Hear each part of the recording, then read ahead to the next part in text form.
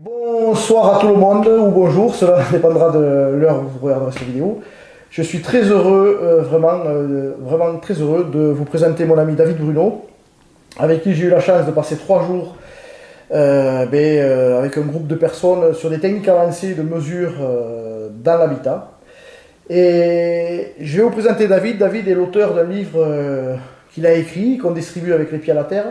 Et c'est pour moi l'expert et le spécialiste des ondes aujourd'hui et de tout ce qui est pollution électromagnétique dans l'habitat, mais pas que, puisque c'est un ingénieur en radiofréquence, ou spécialiste des ondes. Tout à fait.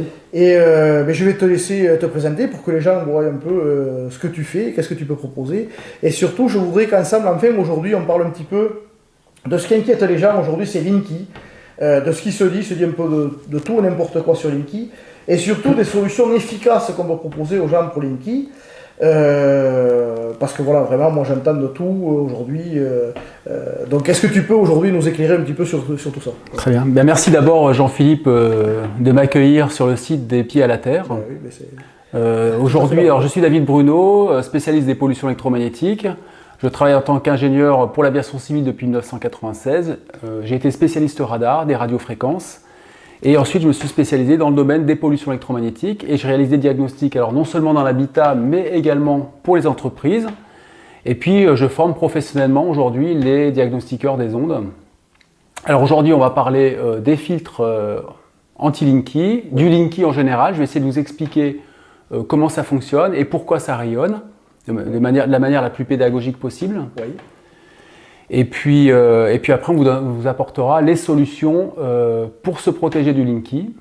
Les vraies solutions, on parlera aussi des fausses solutions. Oui. Parce qu'il en existe. Oui, il se raconte tout et n'importe quoi là-dessus. Les gens ont besoin d'être rassurés parce que j'ai envoyé cet après-midi une petite vidéo avec l'oscilloscope quand tu nous montrais les perturbations CPL domestiques. Et donc les gens ont besoin d'être rassurés parce qu'il y a beaucoup de gens qui découvrent un oscillo, qui n'ont jamais vu un oscillo. Alors moi, ça fait des années que j'essaie de vulgariser cette pollution des réseaux électriques dans l'habitat, qui est pour moi, peut-être que tu vas me l'accorder, mais la source principale de pollution et d'irradiation déjà. Moi, je parle d'irradiation quotidienne. Et donc, tu vas nous parler de solutions. Alors, les CPL, on peut y revenir. Domestique, tu me disais tout à l'heure qu'en fait, là, il faut la seule chose, c'est débrancher ça. Il n'y a pas de Exactement. Il n'y a pas de solution contre le CPL domestique, ça c'est sûr. Alors que des gens vendent des produits, soi-disant, qui couvrent les CPL domestiques. Voilà, ça c'est faux. Le seul moyen de se protéger du CPL domestique, c'est de le débrancher. De toute façon, on n'a pas le choix. C'est ça. Il n'y a pas de filtre de fréquence pour cela. Donc là, on répond comme ça en live directement aux gens qui vont poser des questions cet après-midi. Mais on fait quoi? C'est quoi les solutions?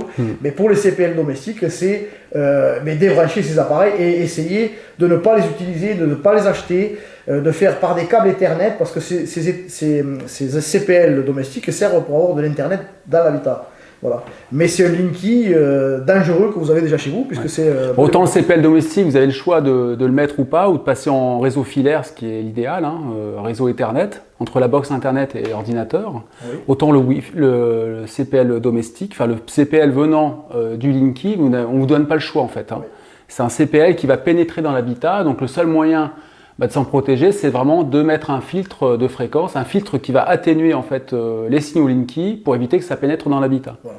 Et alors, on pourra faire le lien aussi, si un voisin a des CPL chez lui, on peut retrouver une perturbation chez les gens sur le réseau électrique. Voilà, ça peut se propager. Voilà, ça fait comme le Linky, c'est pas parce qu'on n'a pas Linky que ce problème voilà, surtout en immeuble, en appartement, le CPL domestique peut se propager effectivement d'où l'intérêt de faire venir aussi des experts pour venir vérifier, des gens que tu as formés ou pas, à venir vérifier la pollution exacte dans l'habitat. Voilà, de toute façon, en diagnostic électromagnétique, on vérifie tout le spectre lié à la pollution électromagnétique. Ça va de quelques mégahertz jusqu'à 6 gigahertz en gros. C'est vraiment, on couvre vraiment toute la pollution électromagnétique radiofréquence et puis également toute la pollution liée à l'installation électrique domestique, le 50 Hz. Voilà. Et là, je reprends la main, c'est pour ça aussi que je vous annonce que je vais, moi, proposer très vite, très bientôt, des formations en ligne qui vont être complémentaires à ce que fait David, qui lui, après, prendra le relais sur le terrain, très certainement, parce que ça n'empêchera pas qu'il faudra des validations sur le terrain. Mais moi, je me suis engagé avec vous, et avec beaucoup de personnes, à faire ça sur Internet, à faire de la formation en ligne, pour vraiment sensibiliser le plus de gens possible à prendre conscience de leur exposition journalière à des, comme on l'a vu ce matin sur l'appartement, où vraiment un bureau, c'était une catastrophe, ça rayonnait de partout, il n'y avait pas de prise de terre, enfin, et la personne était fatiguée, ça se voyait sur elle, et puis bon, en plus, ce qu'elle a géré à ce moment, ça c'est autre chose, mais elle était vraiment très affectée, et il y a des appartements qui sont vraiment pathogènes, et les gens cherchent la source de leur déséquilibre de santé, alors que des fois, ils ne vont pas chercher très loin, et c'est alors statique. Évidemment, et alors qu'en plus, il y a vraiment des solutions, hein, en diagnostic, on recherche les sources de pollution, et puis ensuite, on trouve les solutions pour atténuer énormément les sources de pollution. C'est ça, hein. On a vu avec quelques câbles, des petits on est passé de plusieurs terre. centaines de volts par mètre à moins de 1 volt par mètre en 50 Hz. Hein. Voilà. Sachant que la norme indépendante nous préconise moins de 5 volts par mètre, on était carrément en dessous. Hein. C'est ça. Et on avait vraiment un bon groupe, on a pu vraiment intervenir. Merci, je remercie vraiment de cette formation de terrain, parce que même moi qui fais ça depuis des années, j'ai pris conscience de choses et j'ai appris des choses énormes, parce que ça évolue très vite aussi. Donc, oui, ça évolue en permanence, il faut se remettre à jour. Hein, la technologie évolue. Alors aujourd'hui, on va vraiment se centrer sur le Linky. Donc je vais vous expliquer de la manière, par des dessins, par un petit PowerPoint, comment fonctionne le Linky. C'est parti, voilà, on y va. Je vous retrouve dans un moment avec David pour vous expliquer vraiment comment fonctionne le Linky et les moyens de s'en protéger. Voilà. Et on vous parlera des solutions ensuite. Et on vous parlera des solutions. À tout à l'heure. À tout à l'heure.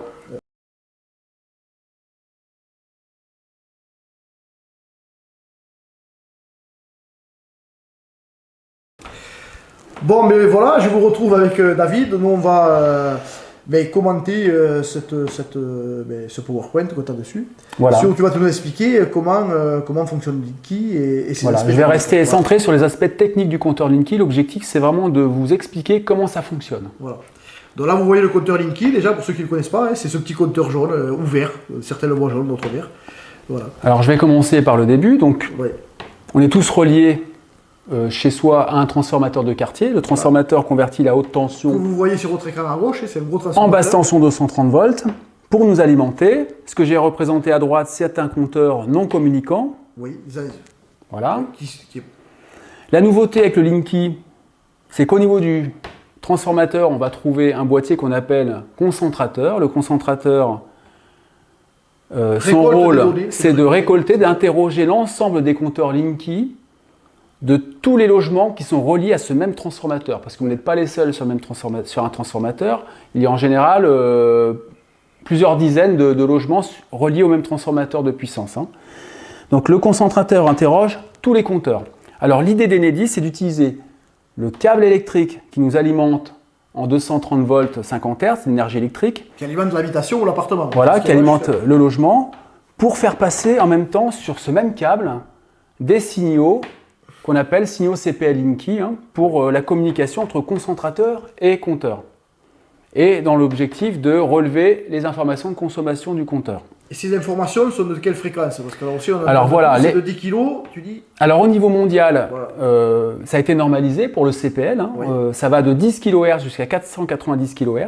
Mais en France, c'est autorisé entre 35 et 90 kHz. Donc c'est vraiment les fréquences qu'on va retrouver dans les fils électriques chez soi, etc. Et sur la vidéo que vous pourrez voir, que je vais mettre aussi, que tu nous as fait hier soir, voilà, tu as enregistré à l'oscilloscope que je mettrai dans cette vidéo là et que vous êtes en train de regarder certainement là, qu'on a mis, où vous voyez vraiment en live comment communique le compteur Linky et ce que ça fait sur votre réseau électrique. Donc, tous les pics que vous voyez, c'est le compteur Linky. Exactement. Et merci parce que toi tu nous disais qu'ici avec c'est à partir de minuit qu'il commence à communiquer. Voilà, exactement. C'est pas partout pareil. Je vous donnerai plus de détails après. D'accord.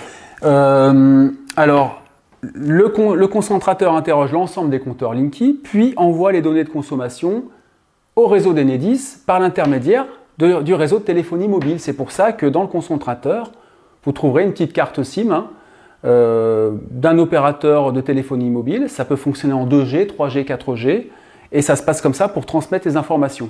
Et c'est là qu'il y a une polémique aussi, parce qu'il paraît que les informations ne sont pas cryptées. On a vu sur Internet des gens qui arrivaient à récupérer les données. Alors, effectivement, ça c'est possible. Hein, il doit y avoir un problème à ce niveau-là, c'est sûr. Mais en tout cas, le concentrateur, lui, récolte les données, les envoie par la téléphonie mobile. Et il faut savoir que c'est pas plus puissant qu'un téléphone portable. Hein. Ce qu'émet le concentrateur au niveau rayonnement, c'est l'équivalent d'un téléphone portable. Hein, parce qu'on entend tout et n'importe quoi là-dessus. Donc c'est un téléphone portable qui émet en permanence. Voilà, c'est comme un téléphone portable qui émet en permanence. Alors tous les transformateurs ne sont pas dans un bâtiment, il y en a qui sont accrochés en l'air. Voilà. Donc on peut se dire, bon, où se trouve le concentrateur? Le concentrateur, vous allez le trouver dans un boîtier accroché sur le poteau. Ah oui, mais voilà, à quoi ça ressemble. Voilà. Alors vous allez retrouver sur le même câble qui nous alimente la tension électrique de 230 volts, hein, plus le CPL. Linky. Et c'est ce que je disais dans une vidéo que j'avais fait, merci Linky, parce que Linky est le VRP de ces fréquences transitoires, ou ces hautes fréquences transitoires, dont fait partie la Dirty Electricity. Voilà, comme on le voit ici, à gauche, vous voyez la sinusoïde, voilà, l'énergie électrique qui est polluée par ce qu'on voit là, par le CPL Linky. Voilà. C'est vraiment le VRP de la Dirty Electricity, on peut dire. C'est ce que je disais moi. Oui, bah, c'est un peu ça. Hein. Alors regardez un petit peu, je fais une simulation, je vais recommencer. La simulation qu'on voit... Le concentrateur, c'est le chef d'orchestre, c'est celui qui interroge les compteurs, et le compteur seul le compteur interrogé répond à l'interrogation. D'accord. Alors là, le concentrateur envoie une interrogation, mais tout le monde reçoit en fait ce signal, puisqu'on est tous sur le même réseau finalement, il y a une continuité électrique de bout en bout. D'accord, oui, puisque c'est le seul câble qui a les mêmes. Et ce signal CPL se propage dans l'habitation, dans toute l'installation électrique domestique, dans toute cette forêt de câbles qu'on a dans les murs, mais pas seulement. Également dans tous les appareils électriques qui sont branchés, tout ce qui est sous tension. Réseau, les lampes de chevet, les rames de réveil. On a quand même pas mal de fils qui passent près des quais au niveau des coins de bureau, on a des ordinateurs, voilà, tout ça, ça se propage dans tout ce qui est relié au réseau électrique. Alors, quand le concentrateur a interrogé, le compteur répond, le compteur concerné, seul le compteur concerné répond, mais lorsque ce compteur répond, finalement, ça se propage partout également. Et oui, ça renvoie aussi le signal partout, quoi. Voilà, ça se propage exactement partout. Donc alors là, au cas où, peut-être que tu l'as fait après, je sais pas, mais si celui du milieu, là, c'est un compteur normal qui n'est pas équipé de Linky, bien évidemment, lui, il voit les signaux aussi, quoi. Voilà, qu'on ait le Linky ou pas, ça, je vous le dis, le signal passe au travers. Hein. C'est pas parce que vous avez une continuité électrique. Hein. C'est pas parce que vous n'avez pas Linky chez vous que vous n'êtes pas impacté par les voisins. Tout à fait. Voilà, qui eux ont Linky, quoi. C'est ça le plus dommageable, quoi. Alors ces communications Linky, on peut les avoir 24 heures sur 24. Voilà. Mais qui décide de quand Alors ça, c'est programmé au niveau du concentrateur. Par exemple, dans mon logement, ici, j'ai le Linky de temps en temps la journée, mais c'est surtout à partir de minuit, lorsqu'il y a les relevés de consommation. C'est là que je récupère vraiment beaucoup de signal Linky, que je vous ferai une démonstration après à l'oscilloscope. Oui. Mais j'ai connu des endroits où, à Lyon par exemple, on avait des communications toutes les 10 secondes. Sur Toulon, on en avait régulièrement, oui, ou de manière aléatoire, ça dépendait. Donc c'est très variable selon les endroits, selon comment ça a été configuré au niveau du concentrateur.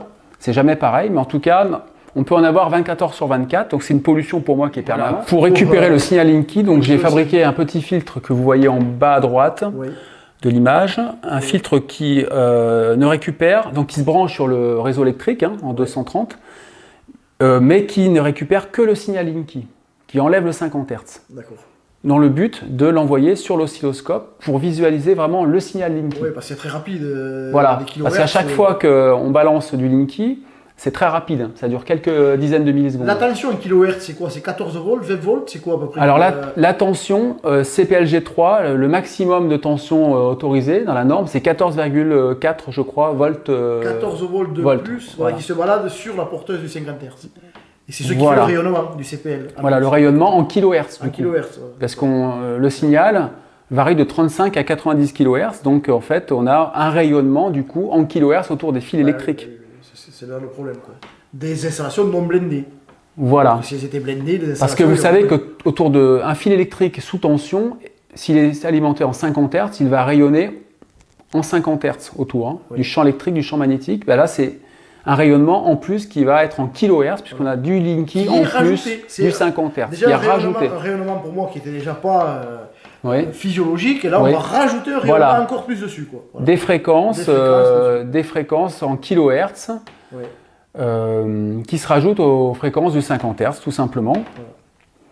Là ici, un enregistrement qui a été effectué à l'oscilloscope qui montre une fréquence, par exemple, j'ai capté à 66,67 kHz, ça correspond bien à une fréquence d'un signal Linky. Oui. Alors on peut se demander pourquoi autant de communications, parce qu'il y a des endroits où j'ai vu des communications toutes les 10 secondes. Oui. Alors d'abord, à partir de minuit, c'est vrai que ça s'intensifie au niveau des communications, parce qu'il y a les relevés de consommation. Mais on a aussi le contrôle permanent du fonctionnement des compteurs, c'est-à-dire que le concentrateur interroge le compteur, lui demande est-ce que tout va bien, le compteur lui répond oui, je vais bien. En gros, c'est ça. Hein. C'est ça. C'est ce qu'on appelle des pings en fait. Hein. Des pings, ouais. Donc c'est ce contrôle permanent du fonctionnement des compteurs qui pose problème, puisque du coup, on peut avoir dans certains logements des communications permanentes, donc du rayonnement permanent autour de tous les fils électriques qu'on a dans l'habitat, hein, oui. Et autour de tous les appareils qu'on a sous tension. Oui. Alors il faut savoir que refuser individuellement le compteur Linky ne vous protège pas des rayonnements électromagnétiques engendrés par les communications CPL, hein, puisque ça pénètre dans l'habitat. Hein. Oui. Mais oui, parce que sur plusieurs centaines de mètres, puisque le transfo, tu l'as des fois à plusieurs centaines de mètres, donc tu imagines un modèle qui est équipé de Linky. Oui. Alors ces mesures, il y a des mesures qui ont été faites, hein, des mesures de rayonnement radiofréquence dues au Linky, dues à la pénétration du Linky dans l'installation électrique domestique, dans l'habitat, oui. Qui a été réalisée par l'ANFR, qui est l'Autorité nationale des fréquences. Oui. Alors pour moi, ça a été sous-estimé parce que ça a été mesuré à 20 cm d'une prise. Bon, ça c'est le protocole de mesure à 20 cm. Oui.